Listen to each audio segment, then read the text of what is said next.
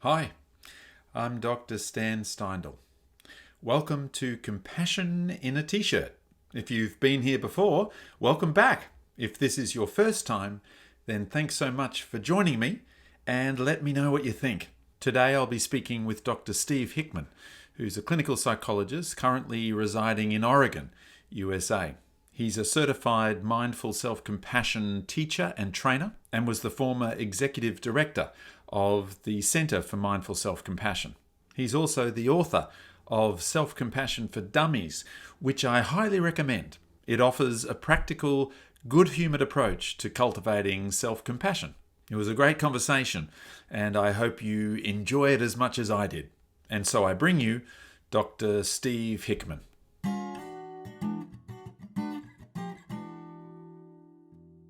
Well, Steve Hickman, welcome to Compassion in a T-shirt. It's my pleasure to be here. Wonderful to see you again. The first time, actually, that I was aware of you was years ago. There was a video recording where you introduced Jon Kabat-Zinn, and he gave his Coming to His Senses talk. I think it was his new book at the time, and he was doing a kind of a book tour type thing, maybe, or something like that. And you introduced him. Do you remember that one? I do, and it says a little bit about me and my background. I can say a little more about it because the that was at the University of California at San Diego, where I founded the Center for Mindfulness. But my first encounter with John was as a trainee. I was working at UCSD, and our boss insisted we all go to this grand rounds with this guy, Jon Kabat-Zinn, who I'd never heard of, didn't know who he was. And I went because my boss said to. And here he was talking about mindfulness and MBSR. And I sort of sat in the back and I thought, oh, this is cute, but I'm never gonna, do this meditation yoga stuff, and sort of poo-pooed it. And uh, one thing led to another. I ultimately started working with people with chronic pain, and somehow circled back to mindfulness as being something that would be helpful to them. And went on to get training to be an MBSR teacher. One thing led to another, and we were building up our center, and I stayed connected to John off and on. And so when he went on this book tour, I had this great opportunity to introduce him in the same auditorium where I first heard of him. And Ah. he remembers it because that was one of the first times he was video recorded and put online on YouTube. We had arranged to record it kind of in the early days of doing things like that. So now I mostly, when I've gone back to look at that video a couple of times, what I hear is that my people say, "Oh, he's great talk with Jon Kabat-Zinn. The guy that introduces him goes on forever." Fast forward to like 4 minutes and 53 seconds when he gets off the stage. So it keeps me humble Oh, that way. oh, really? Oh, really? Oh no, I hadn't really sort of felt that myself. I mean, I loved that talk though from John, and Yeah, it went was a back to great talk. that many times. Back especially, I think was it 2008 or something? I think was perhaps around when. That sounds about right. Yeah, I'm not quite Mm, sure. because it wasn't long after that that I didn't ever do MBSR training, but I did mindful based relapse prevention training, and Oh, became a okay. MBRP teacher. And so that was, which I think was run by you as well, actually. I'm just suddenly Right. realizing, Yeah. that was at Joshua Tree with Alan Marlett and Right. Sarah Sarah Bowen, Bowen and Neha. others. Yeah. Yeah. So that must have been around that time that I went and did that. Because then the next Yeah. time after that, I guess, was the MSc retreat in Joshua Tree that you also Right. convened, and that was with Chris and Kristen and Christy. Right. And I was talking to Chris Germer about that just recently, just reminiscing. Right. Actually, I wanted to show you. I have. Do you remember these? Oh, These yeah. little The self-compassionate bracelets. self-compassionate bracelet Okay. from that very retreat. I've kept it, sort of carefully kept it all these years. Take it whenever I Yeah. move houses or whatever. So it was sort of a game changer for me, that particular retreat. Hmm.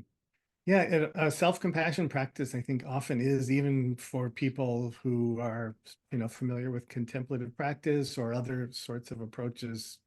compassion-based approaches. There's something switches there. It's what I used to say when I first started teaching mindful self-compassion. The first couple rounds that I taught with my friend Michelle Becker, who was the one who kind of brought me into this mindful self-compassion world. Um, I had been teaching MBSR for a long time, but the people that came to those classes we taught at UCSD, a lot of them were people who had taken MBSR from me, and they seem to have gotten something. You never quite know what people are actually kind of personally getting, but they came to MSC and something different, qualitatively different happened for them. The way I've Mm. described it is they kind of bloomed or melted or something. They seemed more engaged, and they were engaged in the previous class, but they seemed to laugh more, cry more, connect more with the material. There was something going on there. And I think my story about it, they shared some things, but my story was that when they learned mindfulness practice, they learned how to stay present to all of their experience. And for these folks in particular, their experience included a lot of like harsh inner criticism and shame and things like that. And to a certain extent, they didn't know what to do with it. They sort of white knuckled it in. They were, okay, I need to stay present with this. And but they felt like there was something, I don't want to say missing, but they needed something. And self-compassion seemed to be the thing. It was like, oh, there's a way to actually meet myself in the midst of being aware of this inner critic or this shame coming up or whatever it was, any kind of difficulty. So there was really a qualitative shift for them, not taking away anything from the mindfulness practice, because I think it prepared them. They gave them some valuable resources for how to just show up and be present. But like I said, something melted for them that really kind of made a difference. Yeah, no, that was definitely my experience, I think. The Mm. mindfulness really created awareness and acceptance and being able to be present in the moment. And then mindful self-compassion then meant turning towards suffering, basically. And so it was a much more sort of emotionally, viscerally felt experience, and definitely had the tears and the laughter in kind of equal measure almost. And yeah, I like how you said sort of maybe something melted or something. Was that what you said? And for me, Yeah. it was almost like, you know, lovingly cracked open almost. I think Hmm. it kept getting through some sort of kind of armor, and then into that. I've always been told, but even growing up, that I was hard on the outside but soft on the inside. So I think Okay. self-compassion was the way that that was able Right. to be worked with. Finally. Yeah. And one of the things that I've come to say sometimes with folks is sometimes people come in really motivated to want to be more self-compassionate, almost driven with a kind of perfectionistic quality, which is really not that conducive to self-compassion. But I always say it's more about melting than mining. Aha. That there it's a it really for most people needs to be a sort of slow, steady, continuous process, as opposed to drilling down and getting right to the heart of it, because it Yeah. is, like you said, it's essentially, I even joke about it, the whole program Mindful Self-Compassion is about opening to pain and suffering, Hmm. but we can't call it that because no one would sign up for the class. No. So it's a good marketing move not to call it that, but Yes. it kind of is what it is. But it's a slow, steady process, because we're not inclined to turn towards struggle and suffering and pain and those kinds of things. Hmm. Um, but it can be, like I said, a gradual process of, being willing to be a slow learner is one of the things that we say sometimes, to remind people to take it easy, one Hmm. step at a time. Yeah. Yeah. Great. You're No. unlearning, maybe a lifetime of habits of avoiding, of, being ruled by an inner critic, or, overcome by shame. So, it's okay to take a little time with it. Yeah. Thank you. No, I really appreciate just hearing a little bit of your journey into it, the sort of the mindfulness stuff and there was a little bit of an awakening there for you in a sense, with the MBSR and so on, and then the mindful self-compassion was the next bit. So, how would you, sort of define self-compassion, but maybe the MSc kind of version, but maybe also just the Steve Hickman, sort of version? What is self-compassion, I guess? Yeah, it's hard for me to separate too much from the program itself because it was my introduction to self-compassion. I do have to admit that um, when I started teaching mindful self-compassion, I was teaching, as I said, MBSR, and I was a skeptic. When Michelle came back from a training she did with Chris Germer and Kristen Neff, um, they had discussed whether she would like to be the first teacher of MSc aside from the two of them, and she was flattered, and they said, well, we really like to have co-teachers, and it would be great if you could find someone who was an MBSR teacher to be a co-teacher. And so one thing led to another, and she asked me if I would co-teach it with her. She also knew at the time that I have a pathological inability to say no to things, so I said yes.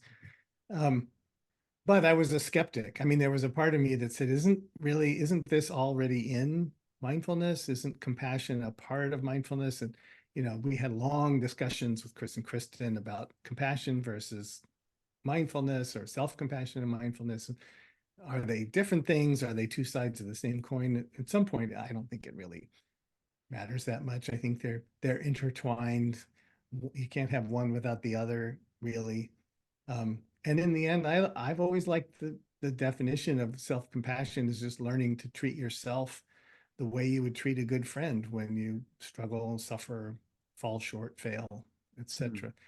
I mean, what I love about that too is that it's a skill you already have. You just maybe haven't given it a U-turn to kind of include yourself in that circle. Like most people know how to be kind to others when they're having a hard time, and they just can't seem to pull it off for themselves. But that's all it is. I mean, it's no rarefied extra skill that's different from compassion, directed outward. Um, so it's like you've got it. You just need to kind of direct it a different way. You've said before that the sort of the simple but profound question of self-compassion is, what do I need right now Right. in this moment? Can you unpack that idea a little bit? Yeah, I think so if we kind of go with the idea that compassion, there's a few definitions floating around about there, but essentially it's like a deep awareness of suffering coupled with the desire to relieve suffering. And there's spins on that, but that's for me, that's kind of the heart of it. So with self-compassion, it's the deep awareness of your own suffering and the wish to relieve it, or the practice of relieving it, or well, the wish. So in order to kind of go about formulating a way to relieve that suffering, we need to know that we are actually suffering. We need to know what it is we need in a moment. And we're all really good at putting aside our needs quite often and tending to the needs of other people, which obviously there's nothing wrong with that. But we don't often stop to kind of we can think, oh, my friend just her partner just died and she's grieving. We sort of innately kind of know what she might need. And we may fumble with how we actually provide it, but essentially we provide comfort, support, encouragement, love, you know, these kinds of things. We can't change the situation. So we know what that person needs, but quite often when we're suffering, we're so busy feeling isolated from other people, uniquely bad in some way, beating ourselves up, um, that we don't actually stop to say, what is it I need right now? Mm. So it's a simple thing, but it's not easy to practice sometimes for us in a moment of difficulty, rather than pushing through it, ignoring it, pushing it away, resisting it in some way. We don't really know to ask, wow, just what do I need right now? And that doesn't mean anything huge. It might just mean like, wow, I could just put my hand on my heart and feel my own kind touch, or take a breath, or to say no, to take action of some sort. So it's really just, I mean, this is where the mindfulness comes in, because it gives us that capacity to notice what's happening and catch ourselves in that moment long enough to ask that question, what do I need? Sort Mm, of like I used to say about mindfulness, in a moment of struggle or difficulty, could you ask yourself, where are my feet? Because it's that dropping right into the moment. So it's kind of the the self-compassion version of that question, mm, of mm, really just tuning in and asking yourself, what do I need right now? mm, Do I mm. need comfort? Do I need encouragement? Do I need, a kick in the butt from Mm. myself? Sometimes that's the thing.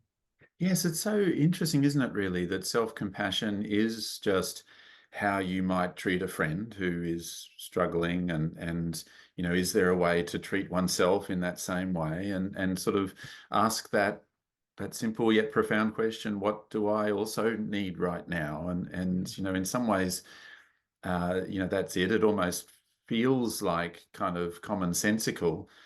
And yet there are misconceptions quite often, aren't there? There are sort of Sure. what would you say are some of the misconceptions there, or the things that you've noticed or faced from people? Yeah. We ask people that question in the MSc program, and inevitably there's a constellation of about 6 or 8 misconceptions that people have. And no matter what group you ask, and I've taught MSc all over the world, cultural differences aside, I mean, and no real cultural differences in the answers to that, what are the things people are concerned about?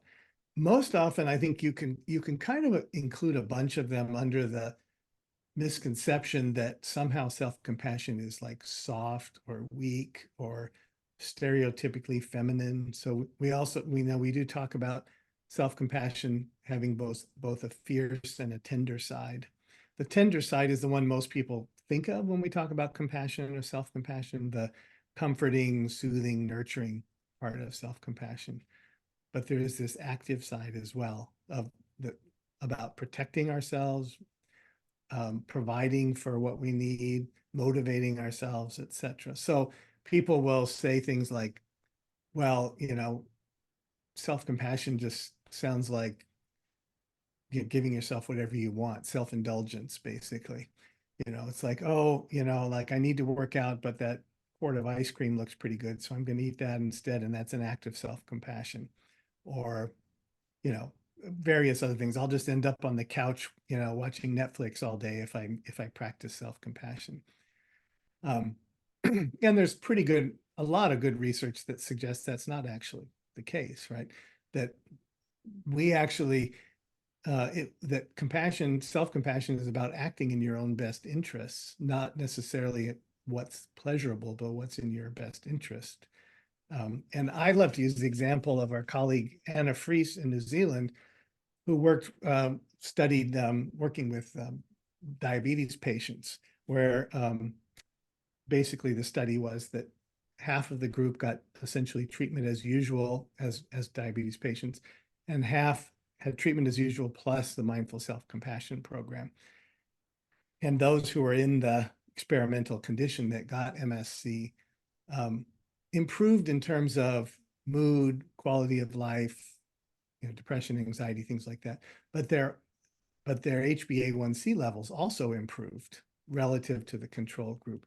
So there's nothing magic about practicing self-compassion that lowers your blood sugar, but people took better care of themselves. They presumably exercised more and ate better, etc. So it's that's the harder path, is to do that stuff. So it's not that self-indulgent thing. The people who got self-compassion training actually did the tough stuff they needed to do to take care of themselves. Mm, So that's one. I mean, there's plenty of people that think it might be sort of narcissistic, but actually that's not true. The research really suggests that um, people around the person who's self-compassion tend to find that person to be more sympathetic and more understanding. And then often the big one, especially for guys, is that we fear we're going to lose our motivation, that somehow like we've always survived or thrived with the stick over the carrot, like the beatings will continue until morale improves, kind of a thing. Like, and then what if I start practicing self-compassion, I'll stop trying, I won't achieve the things that I want to achieve. But again, what we understand is that that's not actually the case, that actually people who are self-compassionate will have equally high standards for themselves and will try just as hard as the person who beat themselves up to achieve. But people who are self-compassionate will tend to persist longer and try harder, mainly because they can tolerate the inevitable failures that people face. You're sometimes you're going to fall short, sometimes you're going to have a failure. And if you beat yourself up every time, berate yourself like the worst athletic coach you can imagine, at some point you don't want to try anymore. You're afraid to try because you're going to suffer, these you know, berating, self-critical words and actions. So really, people become stronger and more resilient if they're practicing self-compassion, so that they're able to try harder, etc. So those are a couple of the big ones, I Mm. think that, and virtually every common misconception, there's great research to the contrary. So Yes. Yeah, no, I was noticing that as you were speaking, that actually there's a lot of research now that is supporting the broad effectiveness of self-compassion. I was reminded from you there of one of Kristen Neff's videos where she talks about, unlike self-criticism or unlike self-esteem even, mhm, self-compassion is there to kind of catch you when you fall, or when something does go wrong, or there's disappointments right. or failures. Self-compassion is there to sort of kind of help you to persist and keep going, and that sort of thing. Yeah, it's a kind of form of psychological flexibility, just to kind of tap into some of what the work that people do with acceptance and commitment therapy, where the heart Mm. of their change theory is essentially psychological flexibility, the ability to bend but not break, Hmm. to bounce back, resilience. It's all in that same category. Yeah. And it's always there. It's unconditional. It's not conditional upon performance. Mm. Um, one thing that came to mind too that I was going to say earlier is that when people first start to try to practice self-compassion and they ask themselves, what do I need?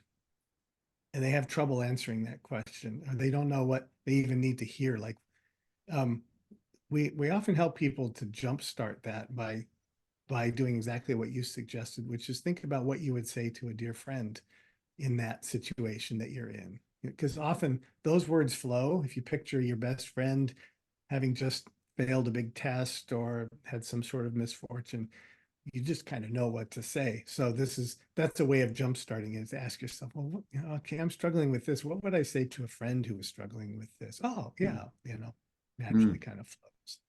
Yes. So it's in there. It is a tough question, isn't it, to answer that one? Really, Right. it takes a lot of uh, presence of mind and sort of wisdom, I guess, to sort of really work out what that might even be. The thing that I really appreciated from the mindful self-compassion program was also just the use of certain phrases. Mm. Here's some we prepared earlier, almost. Here are some Yeah. phrases that you can start with, and even those Right. loving kindness phrases and things like that. Just is a nice sort of an in as well, I think, to get started. Yeah, I think one of the most brilliant things about the MSc program, I'm sure Chris would frame it differently because he's modest, but he really came up. I believe that was him, although I'm sure Kristen had her voice in it. But we have this practice where you craft your own self-compassion, loving kindness phrases. So where most people who are somewhat familiar with contemplative practice know of loving kindness, know some set of phrases that they can offer to themselves, to a loved one, to a neutral person, to a difficult person, et cetera, et cetera. They're, I don't mean to take away from them, but they're generic phrases that would work for all beings, right? But when you decide you're going to practice loving kindness for yourself, which is one of the core practices, you get this unique opportunity to take a little time and reflect on, like, what do I really need, or what do I need to hear? Mm. And, what is it that would, fill my heart with joy to hear it every day whispered into my ear? And come up with a set of phrases like that you repeat. May I be happy, may I be peaceful, whatever they might be, but they're customized just for you, because you don't have to they don't have to apply to everybody. Yes. And that's a practice that can be really powerful for people to practice that over and over, offering yourself exactly what you need, uh, in a loving, supportive way. Yes. Yeah, no, it's I really appreciated that practice as well. You mentioned men a moment ago, and I suppose I've been particularly curious about self-compassion for men, I guess, and there are various inhibitors there too, I suppose, and actually I've just noticed that men just are less often turn up, I suppose, to self-compassion related research for one thing. But also obviously for self-compassion practice or interventions or Right. retreats. So what would you say about self-compassion for Mm. men? Yeah, it's a interesting topic to me for a lot of reasons, largely because of what I was observing, which is exactly what you just said. If we have in any given MSc course 10% men, that's like an embarrassment of riches to have, 2 out of 20 or something like that. And it's been a curiosity, and myself and a number of colleagues have had all kinds of meetings and conversations about why is that? How could we reverse that trend?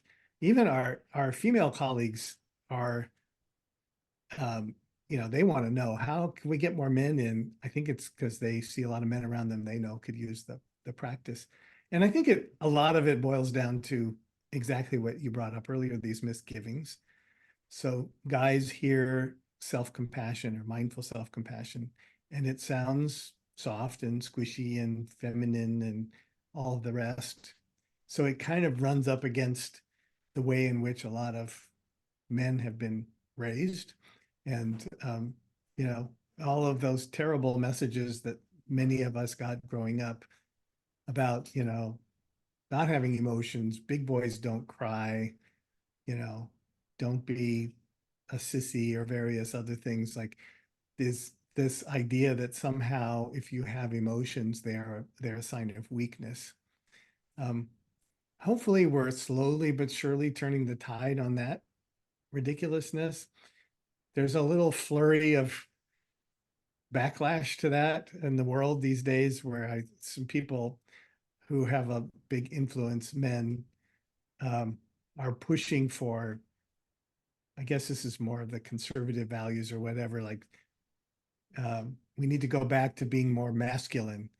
The stereotyped thing, like, this is the problem with men today, they're too sensitive, they're being too whatever. That's a whole sidelight that I hope will pass, but it's not helpful. I mean, sort of getting the message that it's not okay to have emotions, or if you have emotions, you're weak, and somehow, um, just sets up a lot of bad stuff. I mean, when you look at what we have, this horrible thing that we have uniquely here in the US of these shootings, mass shootings, they're almost always men. And I like to say that, like, each of those is really the manifestation of some man who didn't know how to deal with his own emotions. This was the only way he knew how to do that. It's a terribly destructive, horrendous, violent, awful thing. But if you kind of trace it back, somehow he was feeling some degree of suffering and didn't know what to do with it.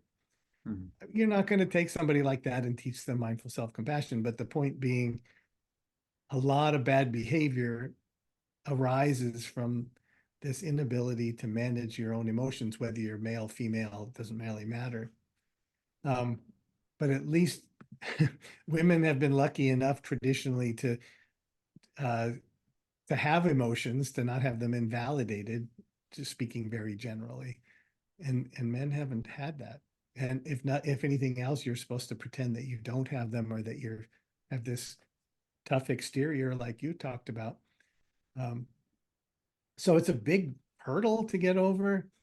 And we at one point we had actually tried to set up a mindful self-compassion intensive like the one you attended, just for men, with my colleague Daniel Ellenberg and Chris Grimmer and myself.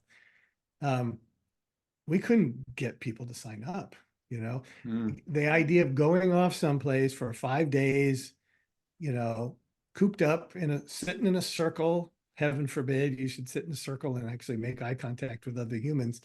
Um, that was just, it was just a bridge too far for guys. We had a handful of people sign up and we canceled. What we did finally were able to do, that Daniel Ellenberg and I did, was to run a few short workshops, like weekend workshops or 2-day things. We called it Ultimate Courage because that sort of like camouflaged a little bit of it sounded tougher or whatever. And there were beautiful experiences for the guys who came, I thought, and I think they did as well.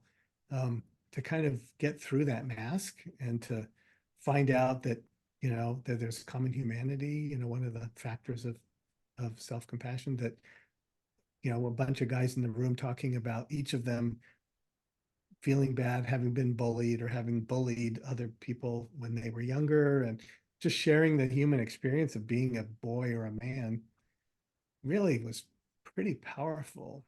Um, Mm. and it sort of kindled hope for me that we could do more of that kind of work. And I don't know what the secret is. Um, the you know, when we had these workshops, all of our female colleagues who were MSc teachers want to know what was going on in there. You know, were we, you know, lighting fires or running around naked, or what, you know, what was going on? And it's like, there's nothing terribly. I think having a group full of men felt safe, um, that you could talk about something that the other guys would understand and a woman may or may not understand, or at least that's people's ideas.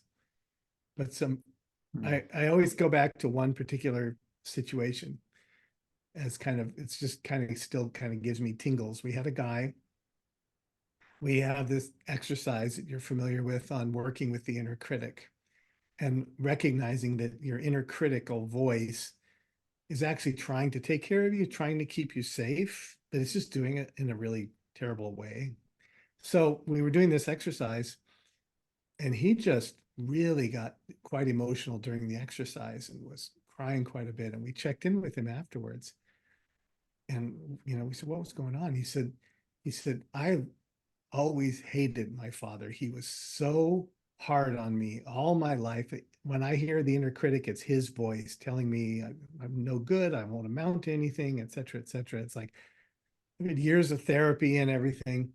And he said, and it's just always been there. And he said, when I look to see where was he coming from, where was that criticism coming from, how was there any way in which he was trying to look out for me, I realized that he had no role models for how to be a father. He was a single father, and he was scared to death.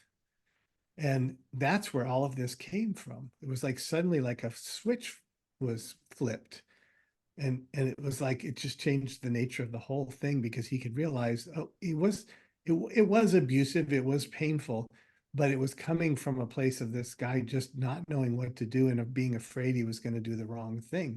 And for him to make that shift was just amazing, especially with years Mm. of therapy leading up to that that didn't seem to move any of that. Mm. Um, but it did take, you know, a willingness to turn towards difficulty, turns Mm. towards an inner critic and stuff.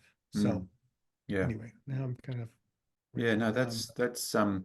there's a lot of suffering in the world, but some of those who are suffering are definitely men, and the difficulty there is that the suffering often turns into very problematic behavior in relationships Exactly. and out and about and in the community and so on. But it really often connects back to just sort of threat system activation, you know, whether you know, sort of Right. fear and anger and shame is sort of in the mix, and yet they perpetuate this self-critical style which they learned early perhaps, and they just keep going in that difficult direction. But then up come, I guess as Paul Gilbert would say, up come the fears, blocks, and resistances. The fears of, what if I get lax or lazy? The blocks, I don't really know what I should even say to myself if I'm being self-compassionate. Or the Right. the resistances, it's dog eat dog out there. I need to be tough or whatever. And I notice I've always, I don't know really why, but I've tended to prefer to just stick with the words compassion and self-compassion, even Mhm. with men, and working with the misconceptions and seeing if we can kind of shift there. But you use that title, Ultimate Courage, and sort of as it's almost trying to think, how do we market it in a way, isn't it? I suppose is one of the possibilities. What are your Yeah, thoughts? it was funny because what happens every time we've done that is that somewhere midway through the workshop, the guys look at us and like say like really like ultimate courage, like basically like we knew what you were up to all along. Uh, Right. so it was we were sort of busted, so to speak. Uh-huh. Um, and what we were trying to do was to see, was there anything that would just a hook that would just catch guys long enough to pay attention?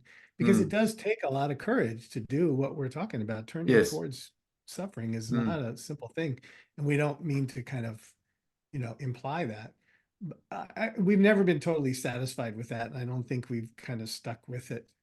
Mm. But I had an experience um, a few years ago, actually right up the coast from where I live here in Oregon. I did a 2-day MSc workshop for U.S. Coast Guard personnel. So that's mostly young, muscly, tattooed guys that want to be heroes. I mean it in the most loving way.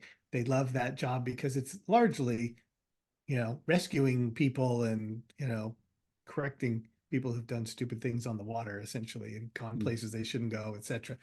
But and so it was mostly men. There was a few women there, but there was this guy who was really into this, like could really see the value of being kind to himself, kind of creating a safe inner space for his own emotions. He said, "But I'm really struggling.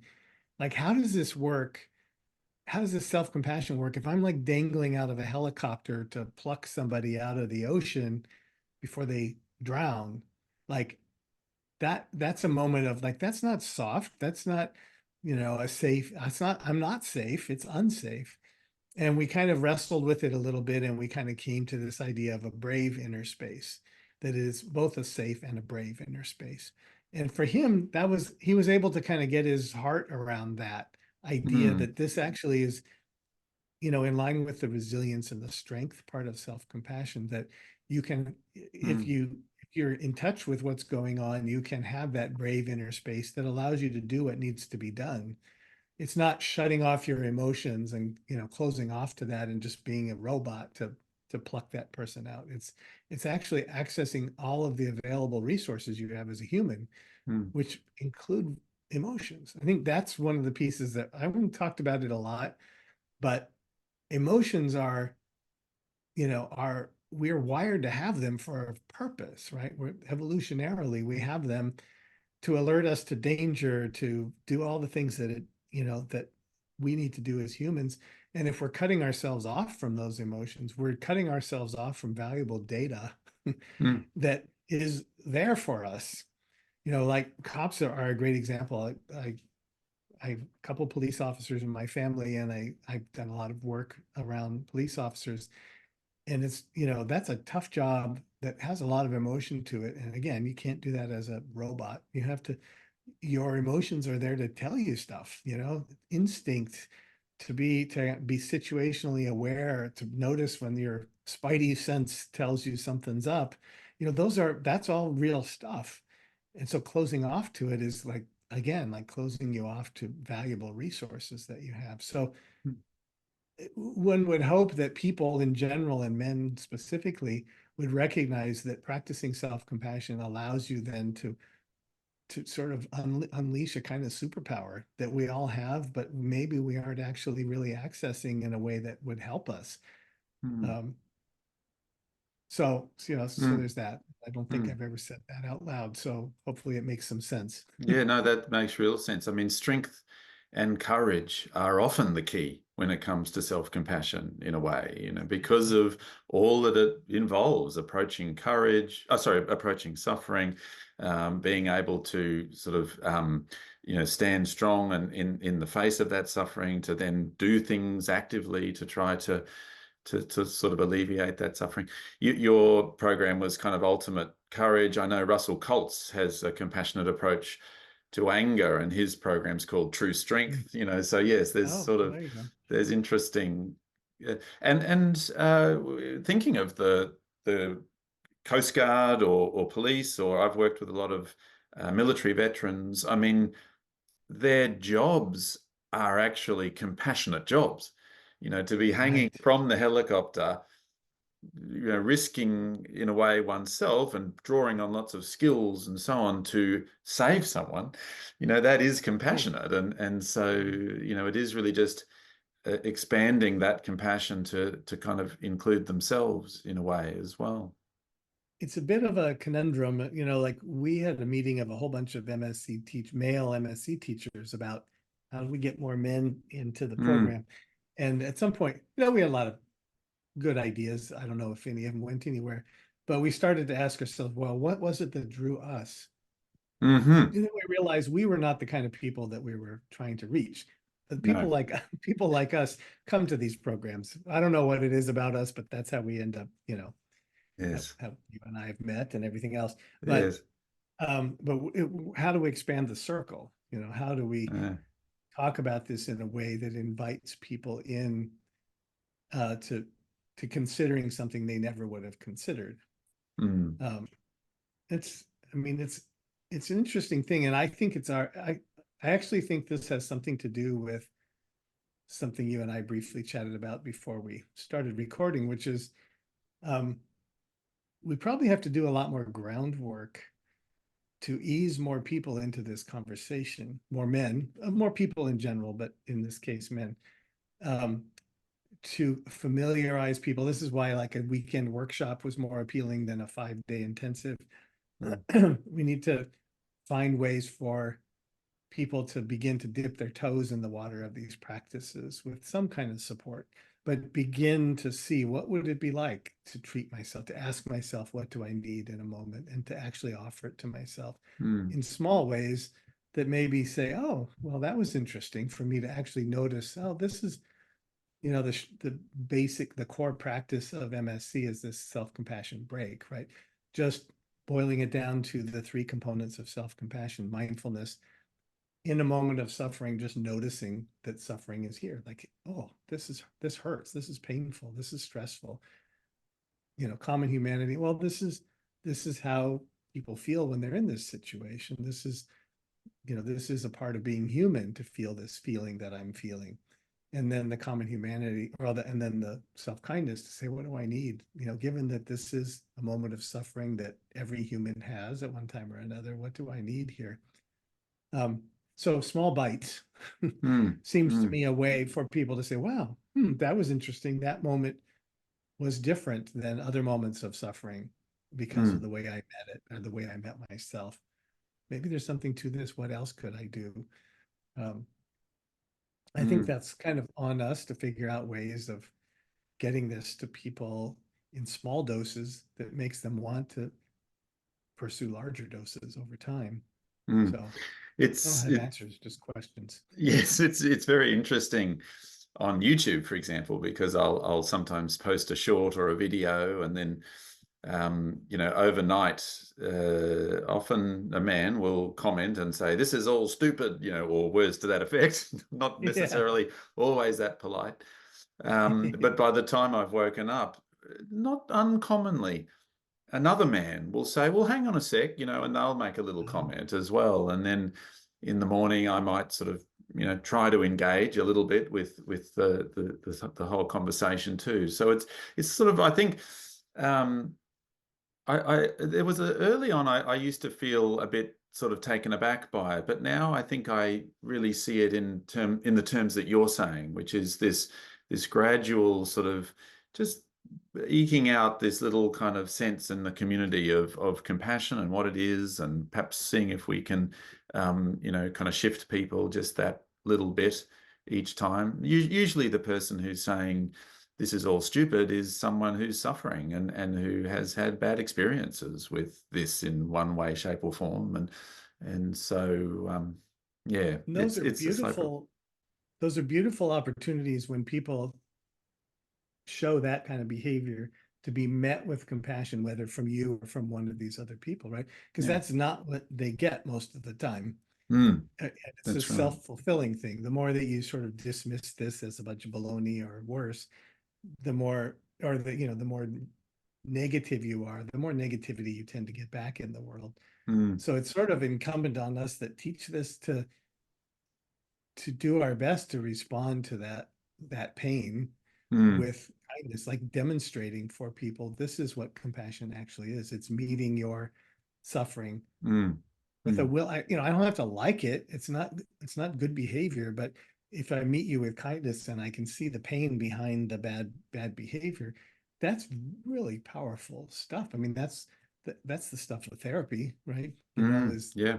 is to for people to have a corrective experience, to sort of actually experience what is compassion actually like. Because if they're going around the world all prickly and nasty, they're not getting a lot of exposure to compassion.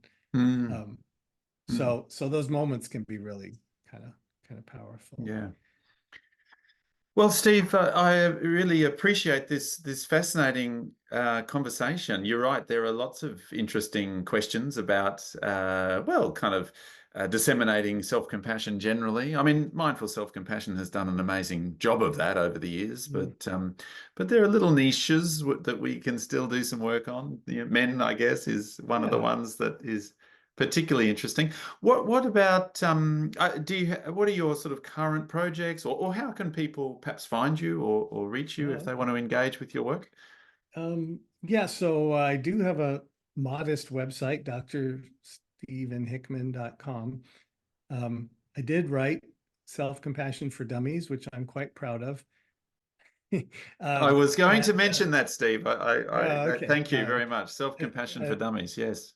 yeah, it's I had a lot of fun writing it. It's largely drawing from MSC, but I had fun because the for Dummies encourages you to have fun. So it's a little more lighthearted than the program, and it's accessible. And I tried to really write it with men in mind. I mean, it's not geared for men, but I tried to make room for the struggles that men might have with the material. So Mm, that's a great way to find that. mm. And I've been doing a lot of sharing of self-compassion in bite-sized doses on this new platform called Threads that lives alongside Instagram. And I have some fun there. It's just I'm not trying too much to be any sort of influence or anything else. I'm just dropping words of wisdom and guidance and ways of looking at things through a self-compassion lens there. So I'm not, I'm basically retired. I'm consulting on a few projects here and there, doing a little bit of teacher training of mindful self-compassion, and mostly enjoying life as a retired person. Right. So, um, Wonderful. but but I can't stop talking about these topics, which is Yes. probably here. So there you Thank you go. very much. Yes, I'll put links to those various things, your book included, but also your Okay. website and so on, and on the description, but otherwise, yeah, thank you again very much for It coming was, and chatting with me. it was awesome. It was good to hang out together. Great.